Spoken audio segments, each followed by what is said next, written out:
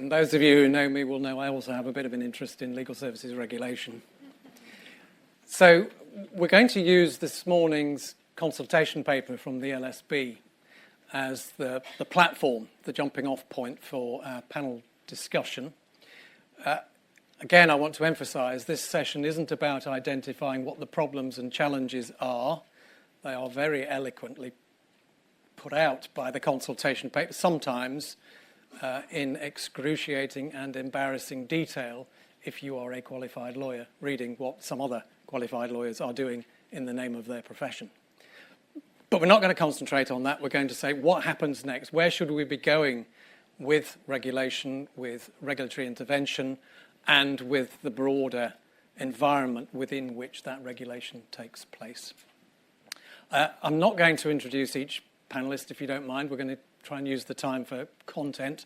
Hopefully you'll be able to match photographs and descriptions with the people you see in the chairs, and that will save me the bother. So let's start with... I haven't got time to go through all of the suggested outcomes in the paper, but I'm going to start with what is proposed as outcome 1, which is about the knowledge and skills required at qualification and beyond to establish and then sustain ethical behaviour. So, if I may, I'm going to start with you, Sophie. Yep. An accountant's view. So that's the other thing. This is not a panel of lawyers. We do have a couple of lawyers, but accounting, directors, and pharmacy as well as law. So again, hopefully we'll get a perspective on how this might be done in spheres beyond law that we can then adopt and adapt. Thank you. Hello, everybody. So, as Stephen says, I'm not a lawyer. I'm a chartered accountant. I'm also a chartered tax advisor. And I'm here from the Institute of Chartered Accountants in England and Wales. And we're here because we're a legal services regulator for probate.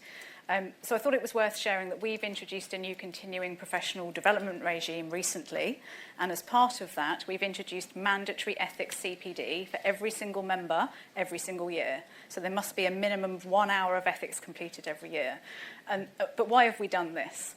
It comes back to trust in the profession, and the accountancy profession has had some challenges. There have been some really high-profile corporate and auditing failures, and questions have been asked about trust in accountants. And to me, trust is about, is somebody going to be competent in what they do, and are they going to do the right thing? And that do the right thing is where we come back to ethics education. So to support members with this, we have produced an ethics CPD course that really takes them back to the fundamentals of what does it mean to be a professional? Why does it matter that you're ethical?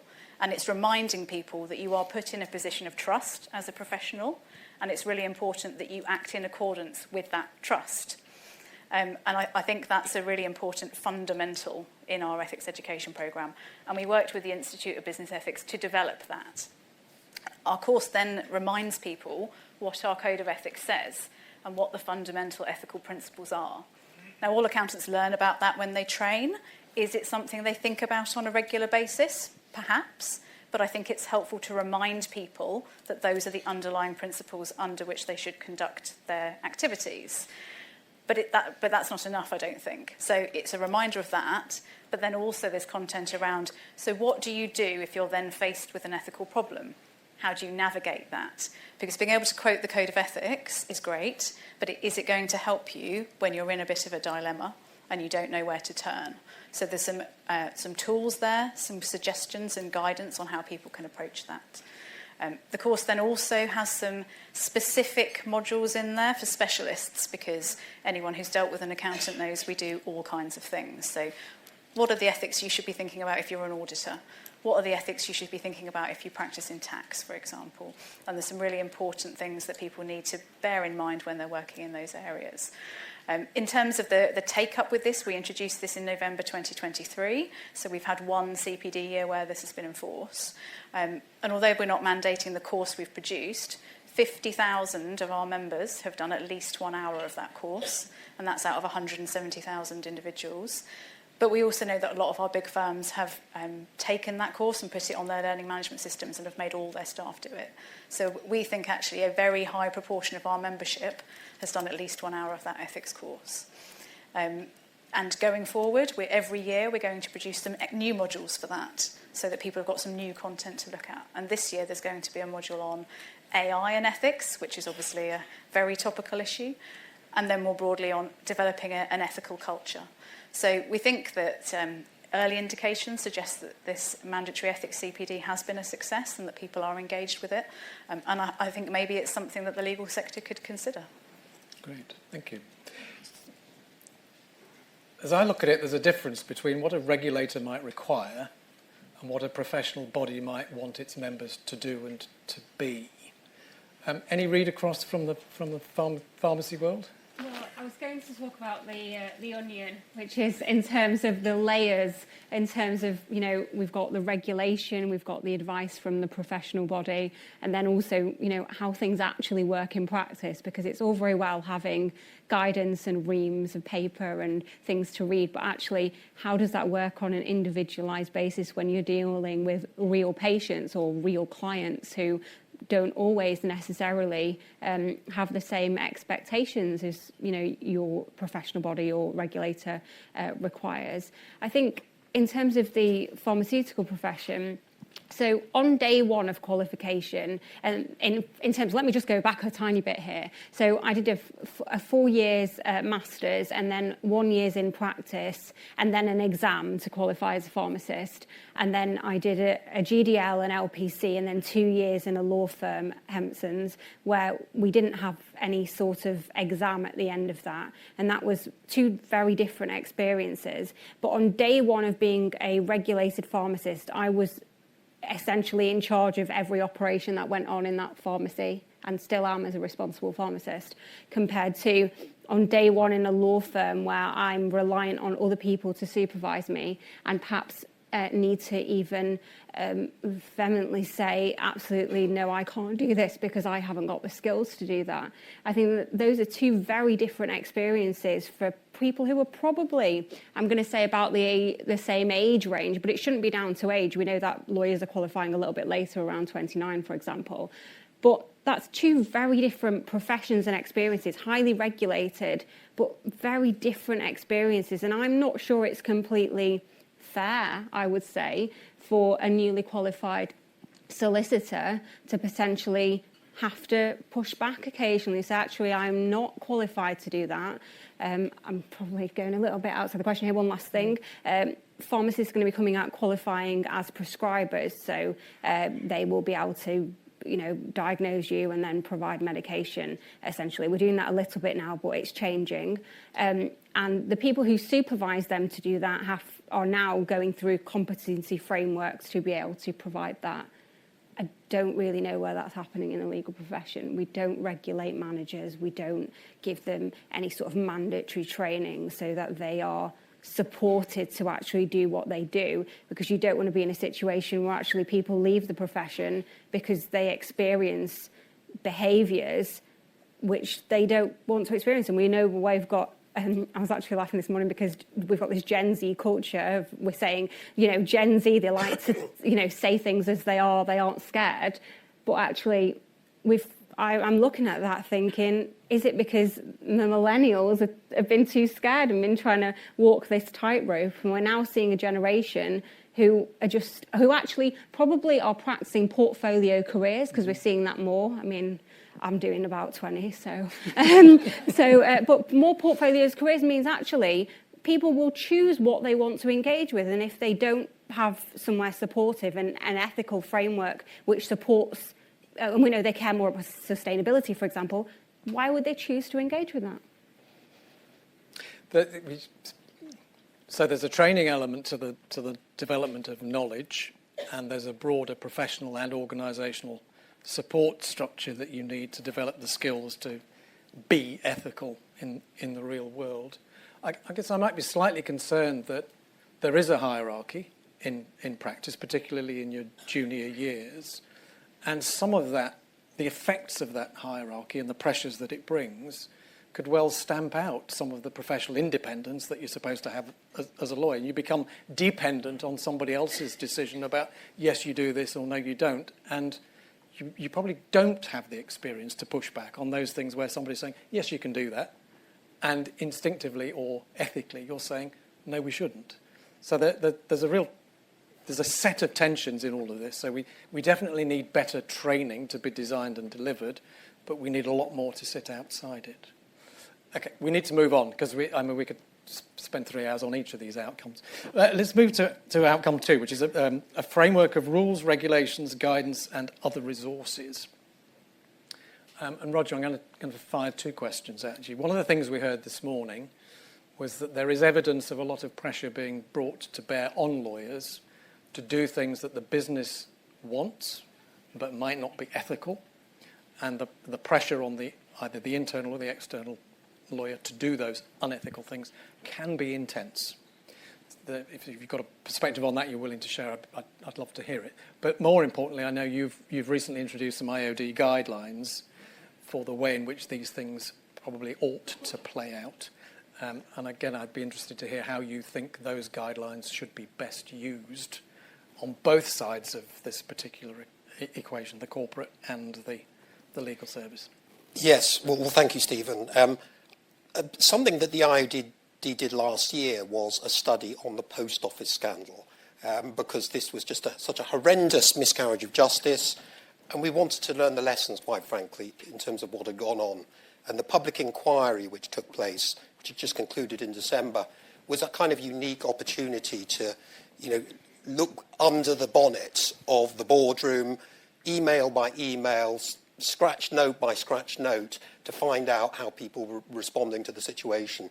And I definitely think that the relationship which emerged between lawyers and board members was pretty dysfunctional in that case, which if that is a common type of relationship, then it is pretty worrying, because it almost seemed as if lawyers and directors were locked into some kind of dysfunctional loop, which was taking them towards taking bad decisions. So legal advisors, both internal and external, seem to have internalised the rather toxic culture which existed at the post office, particularly in terms of their attitudes, or management and board attitudes towards the sub-postmasters, thinking that these are people that are not to be trusted, they're on the take, they've got their hands in the till, we need to really deal with them in a very heavy-handed, punitive manner. And then you have the board, whose attitude was, well, we are being told to do certain things by the lawyers, we just have to do what they say, because that's the law, and we can't argue back against them. They are the repository of legal knowledge, which we must follow. So you had these 2 groups who were then sort of locked into a loop which led to very awful decision making.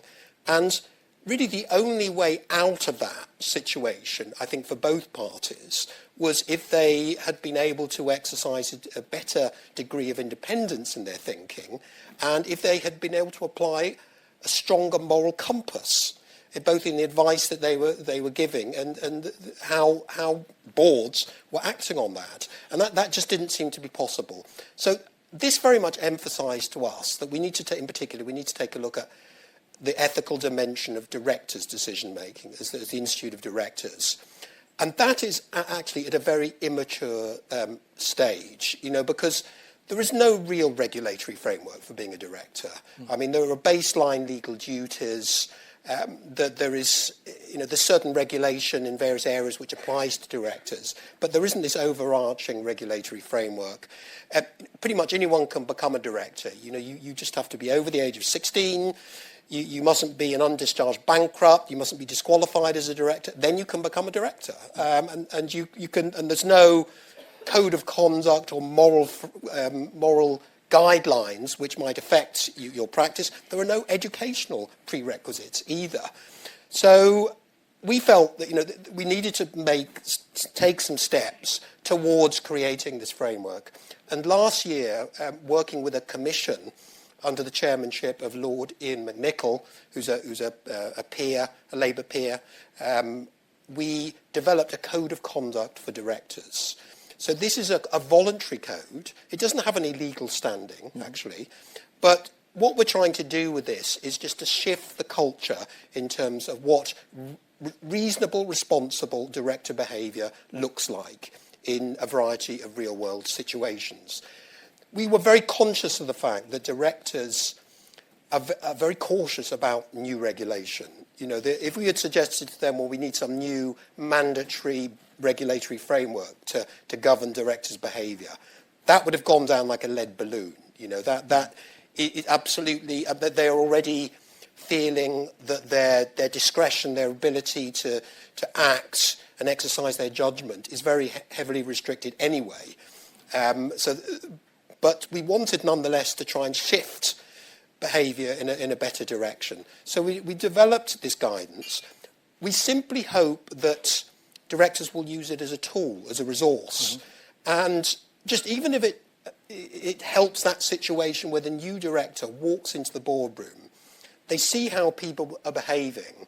They feel as if something's not quite right, but, you know, I'm the newbie, so I can't really challenge this. Well, actually, here is a benchmark, a framework, which can be used to reflect on that behaviour and can potentially be used to challenge it. And it can also be used by stakeholders as well as they look at what directors are doing. So it's not a mandatory framework of regulation with enforcement and investigations and people being struck off and all of those more normal aspects of a regulatory framework or sanctions. But it's a start, we feel, and we want to really use this to nudge the culture in the right direction. And let's be fair, that nudge can have positive outcomes as well as negative ones. In other words, the directors can use their position of influence to encourage lawyers to behave in a different and hopefully more ethical way. It's not just negative pressure that they're bringing to bear to get the lawyers to do some obnoxious things. No, absolutely. I think to some extent I see it as being a way of giving directors self-confidence to understand what they're there to do, to understand the sort of things they can ask for, they can demand, they can challenge on, so they ultimately can better fulfil their role as directors, because especially during the post office scandal and in many other scandals, it's actually remarkable how directors very easily slip away from doing the job that they're there to do, which is to be an independent sort of conscience of the organisation that is challenging behaviour and challenging decision-making, and is trying to keep the organisation, you know, aligned with its purpose. They can be very easily derailed by that. You know, groupthink can set in very easily. A toxic sort of amoral culture can set into business decision-making very easily. So it's, you know, I think it is important to have this benchmark that at least can be used to reflect on, is this responsible business behaviour? Is this really the right thing that we're doing? Does it pass the smell test? Yeah, absolutely.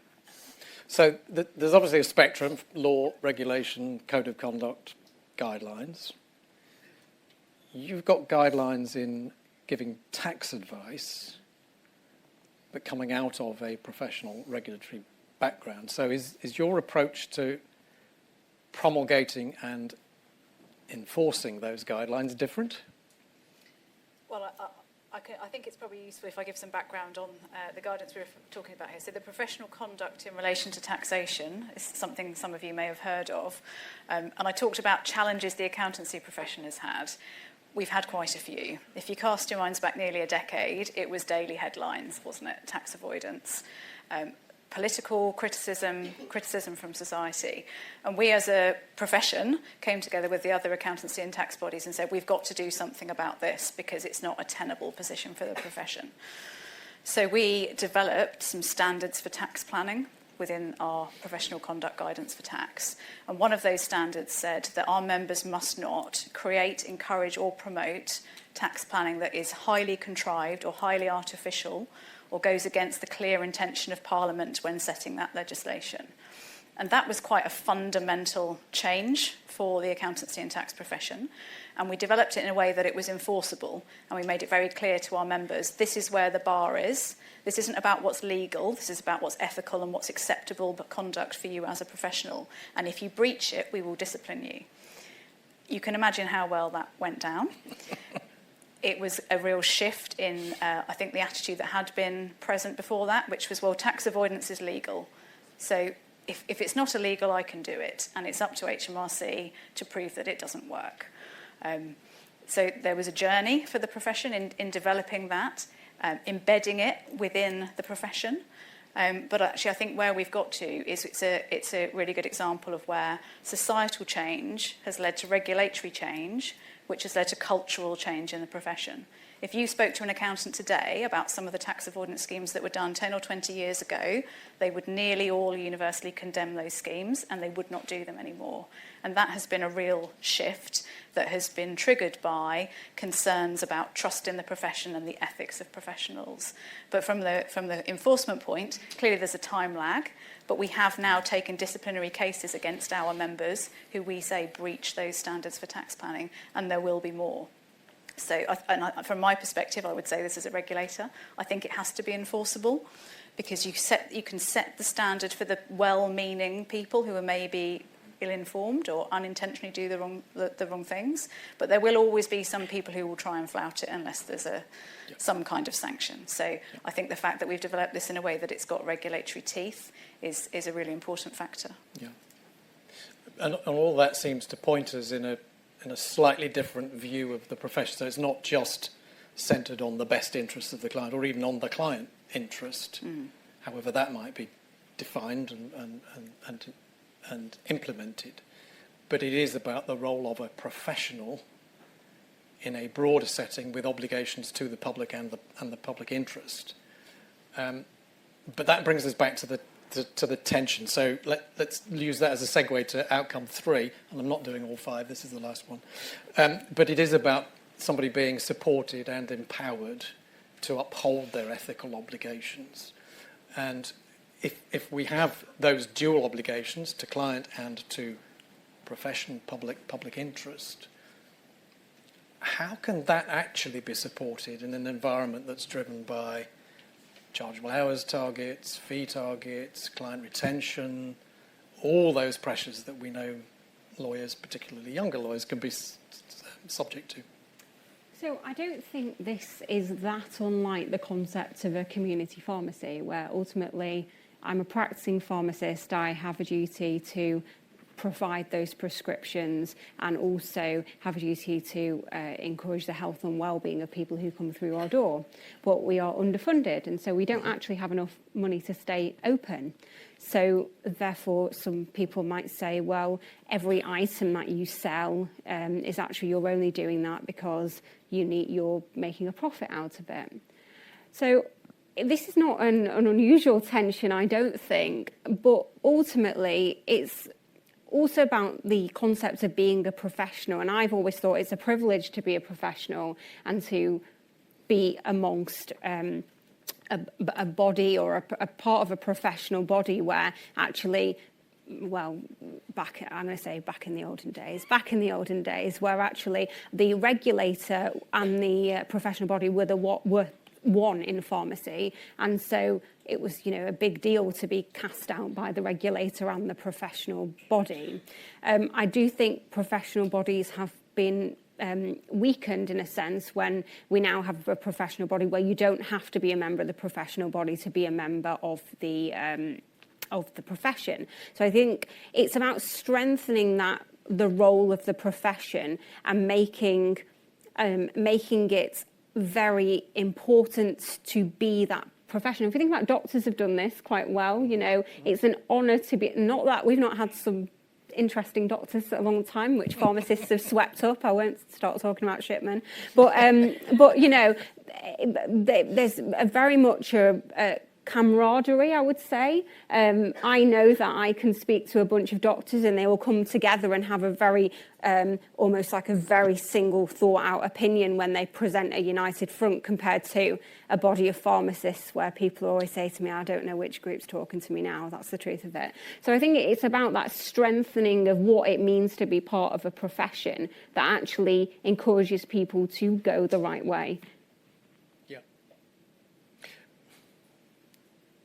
So if you regard all of these different ways in which behaviour is somehow regulated, whether formally or loosely and informally, it is about changing that behaviour. And in many ways it is about curbing the self-interest of the individual to do whatever they might think they can do or get away with. Or there's a loyalty to their organisation because they're employed by them and they don't want to do anything that upsets that relationship. And the profession sort of gets left out of that conception of what it means to be a professional. I mean, I guess my question is, are we just clinging to a romantic and idealised notion of what it means to be a member of a profession in 2025? I think perceptions are changing and expectations are, again, when I come back to what do people expect now? We're thinking more about sustainability. We're thinking more about ethics. We're thinking about investments that people are involved in. We had a huge amount when I was in the Royal Pharmaceutical Society. When I was chair, we had a huge push for investments to be made ethical. Make sure they were ethical by our members.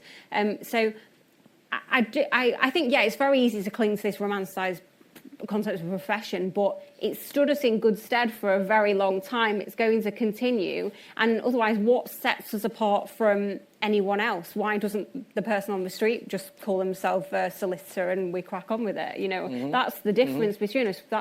If you're going to hold yourself out as a solicitor, then being part of that profession is integral to that. Could I? I just completely agree with you. I think it's incredibly important that we protect and nurture this idea of a profession, because yes, you have almost like a dual loyalty, don't you? You have the loyalty to your profession, which is in a way a duty to the greater good, to the public interest, to society, and as part of your professional group. And then your duty to your organisation, which is a more narrow sort of focus. And I think it's incredibly beneficial to have both of those things. And this is what we're trying to do at the Institute of Directors in respect of directors, because directors haven't really had this professional linkage. They have been individuals who have occupied the office of director at specific organisations. They haven't had this wider professional loyalty. And that's where I think the ethical dimension can sometimes not be so apparent, because you don't have that. And so by, for example, having a code of conduct for directors as a professional group, I think it's trying to create that. I thought there was this very interesting statement which was made during the whole post office saga. I don't know if you remember this. It was when Paul Venables, the CEO of the post office, I think was having a conversation with the chair, Alice Perkins, and was referring to the general counsel of the post office, who was on her way out, someone called Susan Crichton. And she said something along the lines of her professional loyalties got in the way of her responsibility to the organisation. And I think, when I heard that, I thought, well, that's exactly how it should be, because this is a potential, it didn't work very well in that instance, unfortunately, but it was at least a potential check and balance, and we should be very loath to want to get rid of that. And it's refreshing to hear that view coming from the corporate side towards members of the profession. Sophie, accountants have arguably more direct links to serving the public, because they prepare public statements and they audit and so on. Do you feel any differently about the strength of that connection? I think that's an interesting question. I suppose I would always say, well, the chartered accountancy profession was founded with a public interest duty. It's in our charter.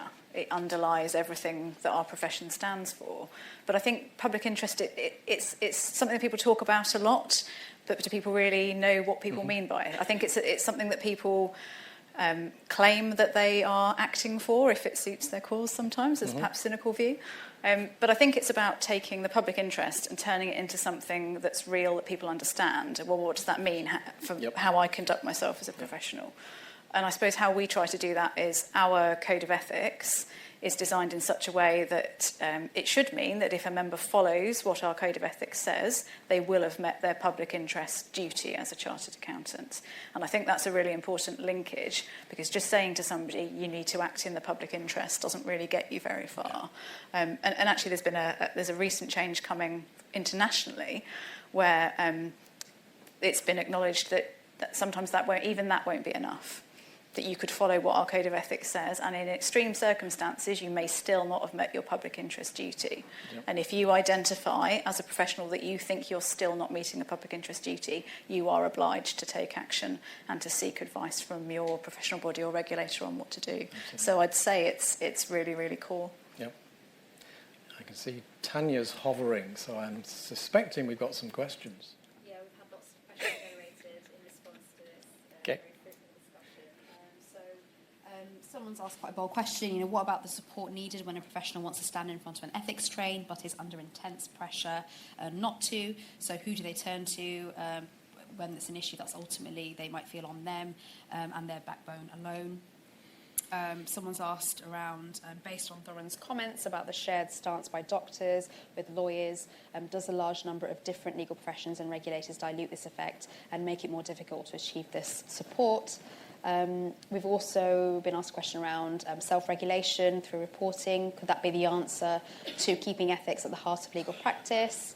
If so, training on the profession's reporting obligations would be a wise measure.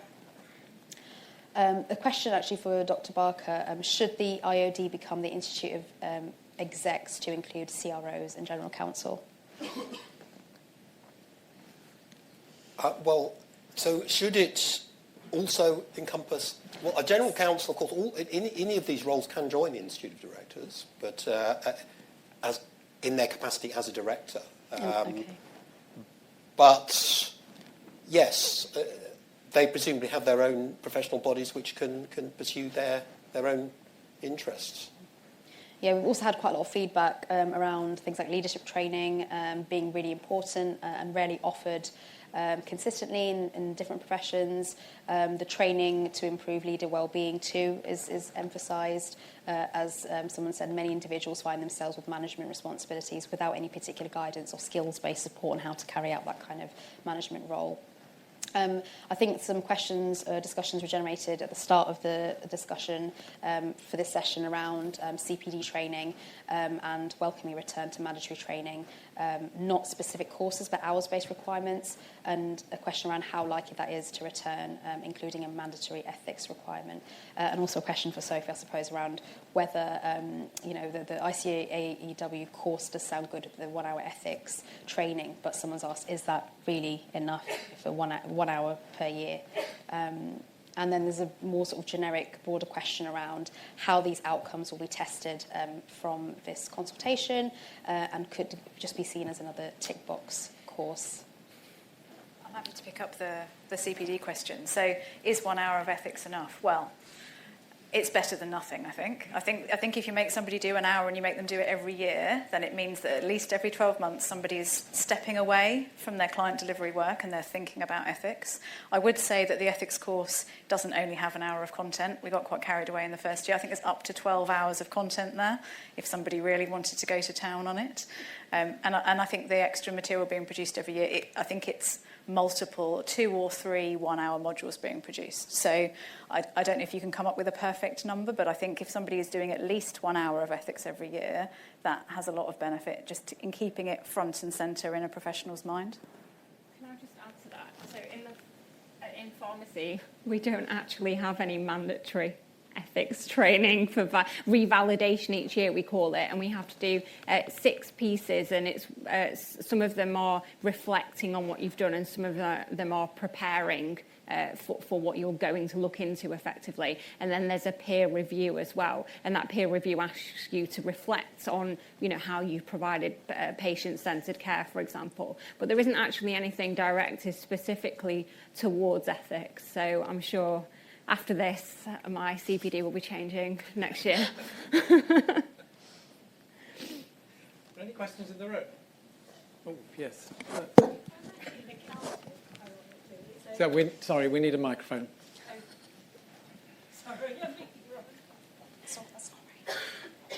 Hi, I'm actually an accountant, and I mean, one thing we did see from the post office scandal was lawyers were picked on, but the accountants actually got away relatively, and some people do say the FRC actually needs to be able to have better powers. And, some people have referred to a super regulator. I mean, like we said, we've got a lot of regulators, but, some sort of super regulator I almost think is needed. And I speak from a personal experience. I was here this time last year, and, there was this raft of guidance on investigations that the SRA have done. So I actually took a case to the SRA with a hell of a lot of evidence because I've actually done internal audit. the lawyer in question basically turned around, and even though a FTSE 100 company had a policy which said the lawyer was appointed to do it, she just turned around and said it had nothing to do with me, and the SRA literally closed it on that basis without actually investigating the policy, the evidence I provided, and I've done internal audit. So my problem is, if you're doing all of this guidance, I mean, I know the ICAEW are actually enforcing it better, but if it's not being enforced, because, you know, I was shut down and I couldn't go any further, is there a need for a super regulator? And then also, like with the post office scandal, where there's a couple of, you know, a couple of different professions who've come about to cause something like this, the need for a super regulator and a better enforcement when the regulators aren't doing their job? It's a very good question, and I'm going to say we haven't got time to address it now. But clearly, as you look at the way in which this guidance might play out, because it's aimed at a number of different regulators, the possibility of very different approaches being taken is there. And given that different legal professions do different things, that might be right. But I do think we need to look at what's the bedrock on which all of that is built, and it may need a sector-wide, more standardised approach. There was another question at the back, and I think that this will be the last. I'm sorry. Thank you, Claire. My name is Elizabeth Davis. I'm chair of the national chair of the Office for Legal Complaints that oversees the Legal Ombudsman. I'm really interested in what's the relationship between ethics and complaints, and that might be complaints at first tier, that might be complaints at second tier, that might be complaints in terms of fitness to practice, for example, just thinking of the pharmacist point. Because the question that's being asked is, how can regulators and leaders keep ethics at the heart of legal practice? What if they don't? What are the sanctions, and where do complaints fit into that? Thank you, Stephen. Anybody want to? I suppose as the regulator, I should probably comment on complaints. You need both sides of the coin. You have to set what is expected, and then there has to be proper investigation and enforcement where things have not been to that standard, and complaints from clients is a large source of that. So I suppose I think they're entirely interlinked, and at ICAEW I think we deal with over 1,000 complaints a year, and they're all assessed, and the ones that meet the hurdle are investigated, and we have a full regulatory and disciplinary infrastructure made up of independent lay majority bodies who opine and decide on those. But I think you have to have both, don't you? And people say that is having more complaints a good sign or a bad sign? Well, obviously you don't want things to be going wrong, but it's important that people understand that they can complain and that they have faith in the complaints process and that the outcome of that complaints process is publicised. I think we're probably at the end of the session, so thank you very much. I think there's a sense in which this guidance will be aimed at the regulators, not the regulated, but it is the behaviour of the practitioners that we need to change, not just want, we need it to change. We've got to be very careful, though, I think, that we focus on changing their behaviour, not what they think, because it's a very personal experience in deciding whether to behave ethically or even consciously deciding to behave unethically. So where the regulators focus their enforcement is, are we regulating what you think, or are we regulating what you do? And I hope it actually focused on the latter rather than the former. Otherwise, we're in some very, very deep constitutional difficulties. Do we? Oh. So apparently we've got 5 minutes I didn't know about. Can I briefly challenge that? Now, I'm chair of the Legal Services Consumer Panel. I also chair the Taxation Disciplinary Board, and actually I can confirm what Sophie was saying about the way in which the regulators come down like a ton of bricks on people who don't comply with PCRT. But one of the things in terms of how people think that really does matter to me as the consumer representative on this issue is one particularly around the issue of dishonesty. Now, actually in this case, the case law in professional regulation is absolutely clear, and in terms of the conduct of the assorted disciplinary tribunals across certainly all the professional regulators I'm familiar with, which includes healthcare as well as tax and accountancy and looking inwards at the legal professions. I was extremely concerned very recently by a story in the Law Gazette about a particular case at the SDT which involved a trainee solicitor who ended up being struck off for some offence which related to dishonesty. I think it may have been something to do with documents to do with examinations or something like that. And the appropriate decision in terms of my reading the report was that they were removed or struck off. And that would be the convention across, I think, all professional regulators, and all the judgments in the High Court and the Appeal Court make it very clear that that's the appropriate thing to do. What shocked me was the response in terms of the comments section under the story. And I generally refrain from reading the kind of comments sections. But there were a string of solicitors who were saying this was unfair and essentially saying that dishonesty is not one of those things that should be at the heart of, I think, all professions. And I think that is a case where we are saying something. It's not just about behaviour, but it's actually about what people are thinking.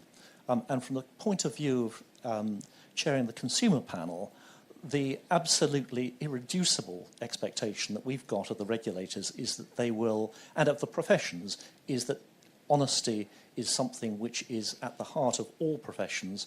And what's more, I think in this, there are sorted judgments in the courts where the view has been taken that actually there is a higher standard expected of professionals, and certainly that's what I would concur with. But I think that's a matter of what people are thinking, not just about behaviour. Yeah, but and I wasn't making that point. If somebody behaves dishonestly, then yes, they should be dealt with. But honesty and many other ethical values are just values. They are what I think. If the regulator tries to regulate what people think as opposed to how they follow up on their thoughts, I think they're on a hiding to nothing. And I've been looking at legal services regulation for 20 years now. I look back at what regulation was like in, Clementi's time, 2004. We've got a lot more regulation. We've got many more attempts to control and supervise what lawyers do. And it seems to me that we've ended up with less control and supervision over what actually happens. So it's a bit of a, be careful what you wish for, because you can go overboard, and that has costs, it has burdens, that creates friction, it affects consumers, it affects clients. I'm not saying we can't and shouldn't try, but I think there are some difficulties in how we get on that particular bus. And I'm getting a clear wave from the back, so I'm sorry. Time is up.